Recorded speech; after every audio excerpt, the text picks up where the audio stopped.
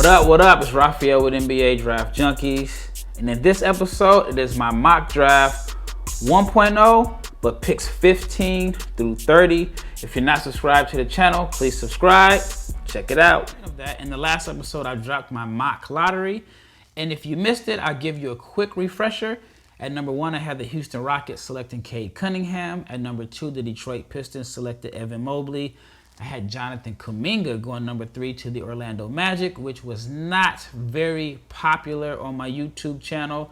I had a lot of people upset with that pick. At number 4, I had Jalen Green going to the Oklahoma City Thunder. I had the Cleveland Cavaliers selecting Scottie Barnes at number 5. And Golden State going with Jalen Suggs at number 6. Toronto with Jalen Johnson at number 7. At number 8, I had the Orlando Magic with their second lottery pick selecting Moses Moody. At number 9, I had Usman Garuba, the power forward from Real Madrid, going to the Sacramento Kings at 9. At number 10, I had James BOUKNIGHT going to the New Orleans Pelicans. At number 11, I had Alperen Sengun going to the Charlotte Hornets. Number 12, the San Antonio Spurs selecting FRANZ Wagner. At number 13, I had Davion Mitchell going to the Indiana Pacers. And with their second pick in the lottery, I had Keon Johnson slipping. I mean, a lot of people I've seen lately have had him as a top 7 pick, but I had him falling to the Golden State Warriors at number 14. All right, now let's get into the second half of my mock lottery.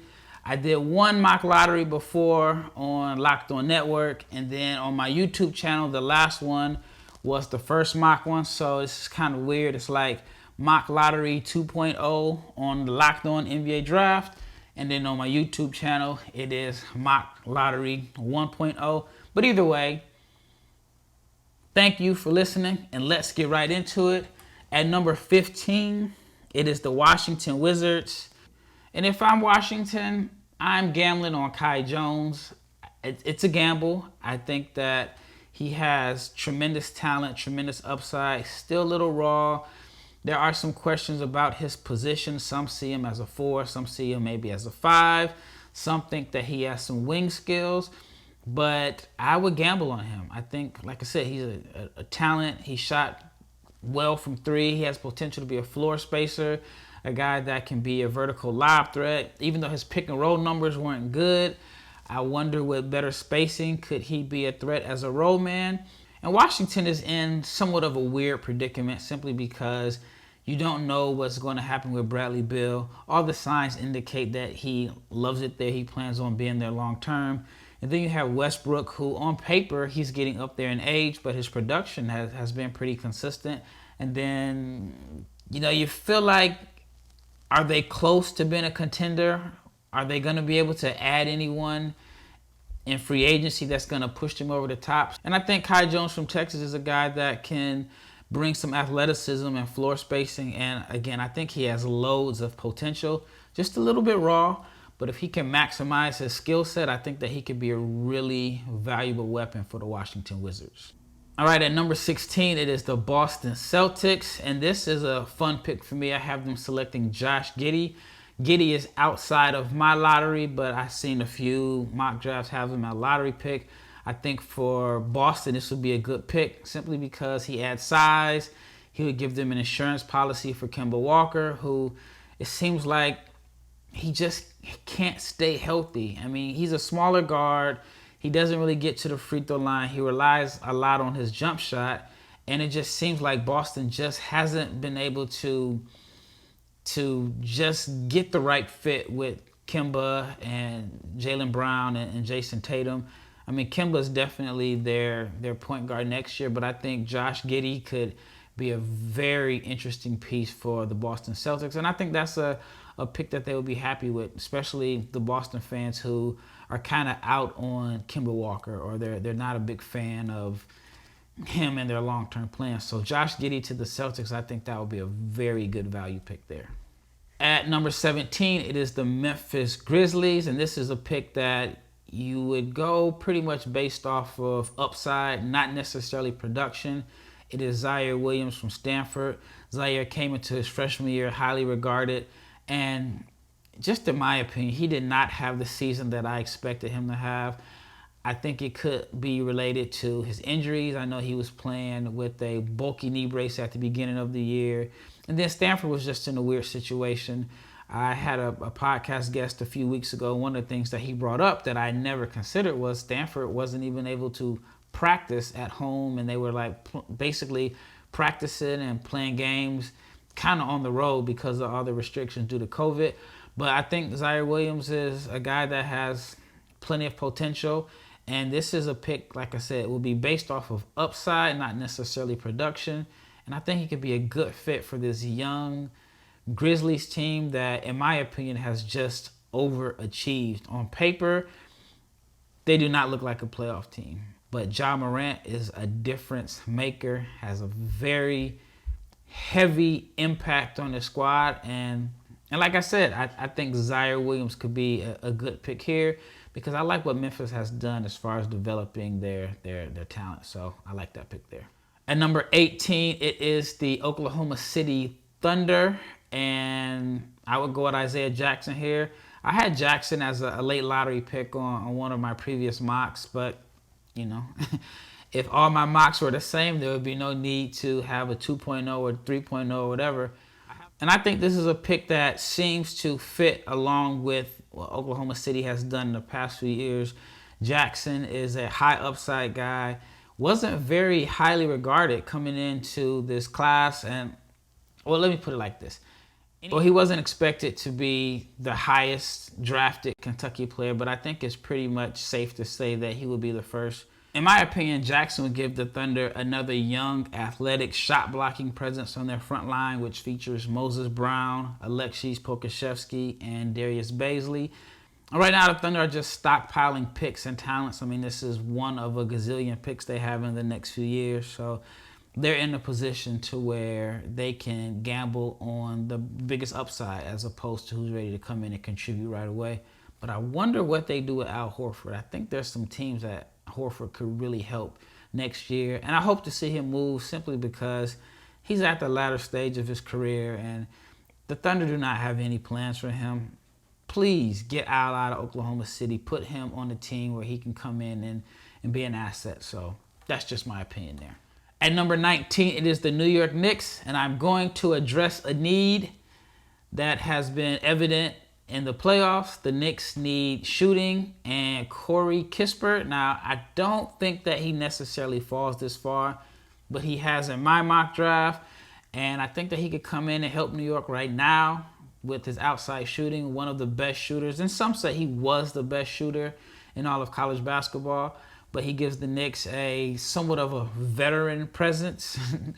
And I say he's a veteran presence because he's an older, because he'll be an older rookie next year. You know, this is a class full of guys that are 18 and 19 years old, and Kispert has a lot more experience than the players in this draft. And I think that's something that Tibbs really enjoys. And so I think Kispert could come in and stretch the floor and just give the Knicks another outside shooter to complement R.J. Barrett and Julius Randle.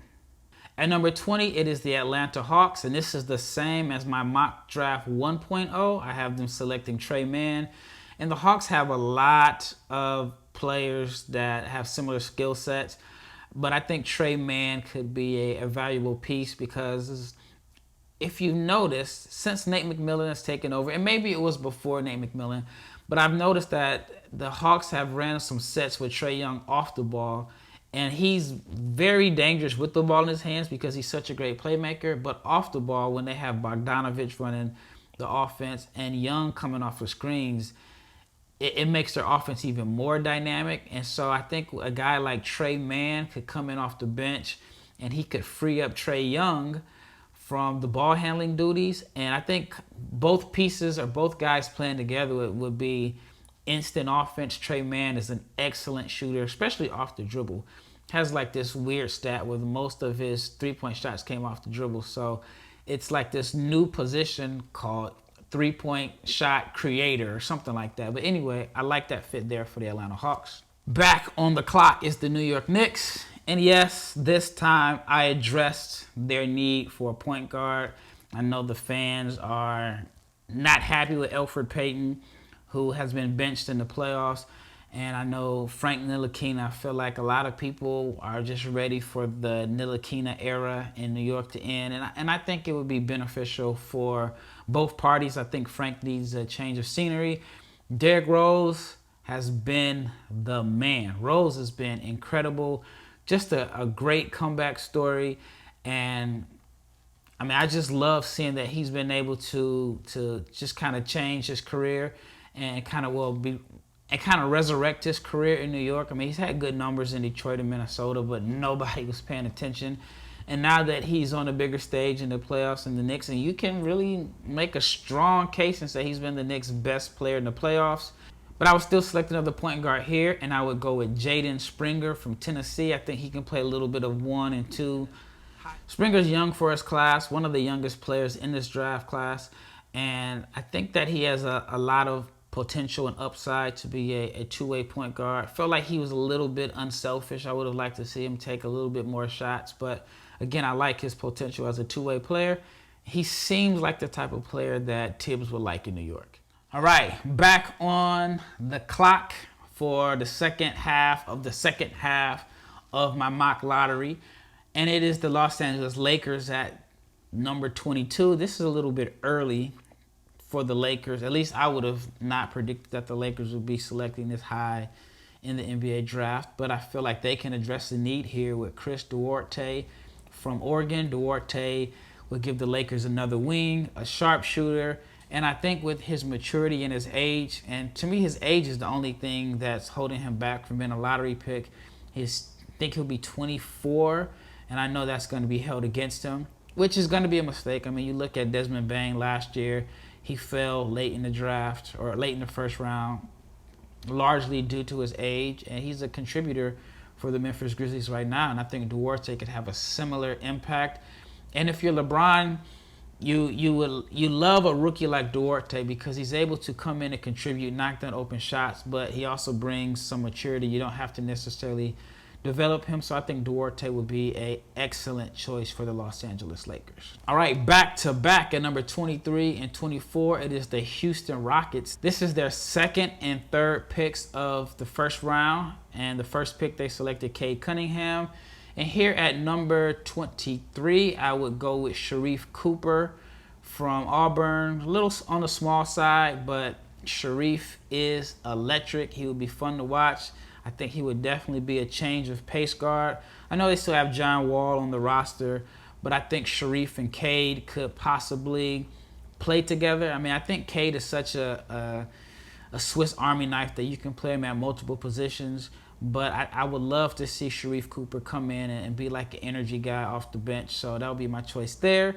At number 24, I have the Rockets selecting Greg Brown from Texas, who was CADE's teammate on the Texas Titans. Brown came into this season with a lot of fanfare. He was one of the most highly regarded prospects in this draft class, projected to be a one and done. His season did not go as well as planned or as expected. He showcased what everyone knew he had coming in, freakish athleticism. I mean, he's just one of the craziest athletes, bounciest athletes that you ever see. He just wasn't able to necessarily put it together. Again, he showed some flashes of his upside, but overall, he just did not have a strong season. I felt like Kai Jones is probably the better player for the team, but Brown was the highly regarded prospect. So I felt like Shaka Smart, that is, who's no longer there. I felt like he was in a tough predicament. And then towards the end of the season, you saw that he wasn't playing Brown as much as he was at the beginning of the season. But overall, he has a lot of talent, and I think that he has the upside. He's going to have to figure out what his position is and what he brings to the table on the offensive end. I think that he has the potential to be a really good multi-positional defender. But again, I think that in order for him to reach his maximum potential, he's definitely going to have to be a little bit more polished on the offensive end of the floor. And there's some other intangible things there. But with Houston, they're starting all over. They're kind of like Oklahoma City in a sense because they have a lot of picks. I believe their general manager said, don't judge this class until like 2030, or I'm sorry, don't judge the Harden trade until like 2030. Don't quote me on that. And so they're in a position to be able to gamble on talent here. So Greg Brown will be my choice for the Houston Rockets at number 24. At number 25, it is the Los Angeles Clippers, and I have them selecting Day'Ron Sharpe from North Carolina. Don't know how much longer Ibaka is going to be effective. I think adding another big could be pretty valuable here, and I would go with Day'Ron Sharpe, who was on arguably the greatest high school team of all time at Mount Verde.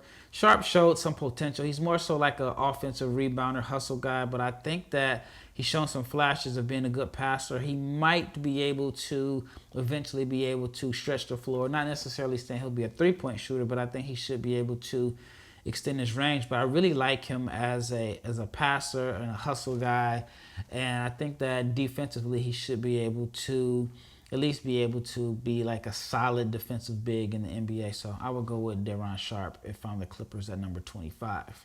At number 26, it is the Denver Nuggets. They can go in a lot of directions here, but this is the big wild card for me, and it is my guy who's been a guest on the podcast a couple of times, FRANZ Blindberg. I think that he would be an excellent fit in Denver, and Denver has been swinging for the fences. I guess you can say Michael Porter was and wasn't. I mean, he probably would have been a top 5 pick if he was healthy, but a lot of teams passed on him, and Denver pulled the trigger on him, and it's definitely paid off. And then the next year they went with Bol, who was a swing for the fences type of guy. So the Nuggets aren't afraid to gamble on size and talent, and so Blindberg, I think, would be an excellent choice here. Again, if you don't know the name, he's not on a lot of draft boards yet, but his name is starting to get a little bit of buzz.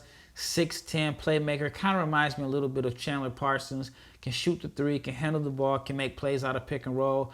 I think that he would be a very good choice there in Denver. And, you know, if you've been following the Nuggets, they're not afraid to pull the trigger on an international player. So FRANZ Blindberg is my choice for the Denver Nuggets. At number 27, it is the Brooklyn Nets, who I think are going to win the NBA championship this year. And if there is an area that you would consider a weakness for the Nets, it is the center spot. They're kind of running a committee. They've been starting Blake Griffin at the 5 lately. DeAndre Jordan is out the rotation. Nick Claxton has played very well, and you know he might be the best fit for them as far as what he brings to the table. Don't know how much longer Blake is going to be productive. And I would go with Charles Bassey here. Bassey was a guy that was super highly rated coming out of high school. Or maybe at one point everyone thought he was going to be like this top 5 pick. His name is kind of faded to the background lately. I mean, he chose to go to Western Kentucky, and his name just really hasn't had the same buzz as it had, I want to say, maybe like 3 years ago. But I still think he can be a productive center in the NBA, somewhat of a throwback center, but I think that he would be a very good choice for the Nets because he would provide size, he would provide rebounding, and I think he could just come in and have an impact as a shot blocker and be an energy guy. So if I'm the Nets, I would go with Charles Bassey here. All right, at number 28 is the Philadelphia 76ers, and as long as you have Joel Embiid and Ben Simmons, only thing you need to do is fill the roster with floor spacers and shooters, maybe a creator, but I'm going with Trey Murphy here, lights out shooter from Virginia. I think that he would just come in and be able to do what he does best, which is knock down open shots, has good size, and again, he's a shooter, and he's the ideal complementary piece, in my opinion, for the Philadelphia 76ers. At number 29, another player that I'm think is kind of a wild card pick here. It is the Phoenix Suns, and I'm going with Max Abmas from Oral Roberts, the nation's leading scorer. Doesn't necessarily pass the eye test, a little bit on the small side. There are some that are wondering what is his long-term position. Is he a point? Is he an undersized 2? But there's one thing that he does do well, and that is put the ball in the basket. And it's kind of hard to label him. Do you label him as a shooter or a scorer? That's why he kind of reminds me of Lou Williams, but he shot the ball well. I mean, he was an efficient shooter from deep on a high volume of attempts. And I see him as a guy that's going to be able to come in and provide instant offense. And with Phoenix, they have Devin Booker, Chris Paul. even though he's kind of dealt with injuries. But I mean, it's the playoffs, and he seems to be injured more often than not in the playoffs. But I feel like giving Phoenix another guard that can come in and fill it up would be beneficial to what they have there. So I would go with Max Asmith at number 29 to the Phoenix Suns. And the last pick of the first round is the Utah Jazz, and I have them selecting Ayo Dosunmu from Illinois. I think that he is like the perfect combo guard for the Jazz, even though he doesn't shoot it well, and the Jazz are a team that rely heavily on the three-point shot, but I think he could come in and provide some instant offense and just kind of fill a role there for Utah. Don't know if there's a lot of minutes there for a rookie. I mean, you figure with Mike Conley, Donovan Mitchell, Jordan Clarkson, Royce O'Neal, those guys are going to get the majority of the guard minutes, but I think he should be able to come in and learn from those guys, and then he should be able to be an insurance policy, because I think Utah is going to be a contender for the next few years. So that wraps up the second half of my mock NBA draft lottery. This is Rafael Barlow from NBA Draft Junkies, and I'm out.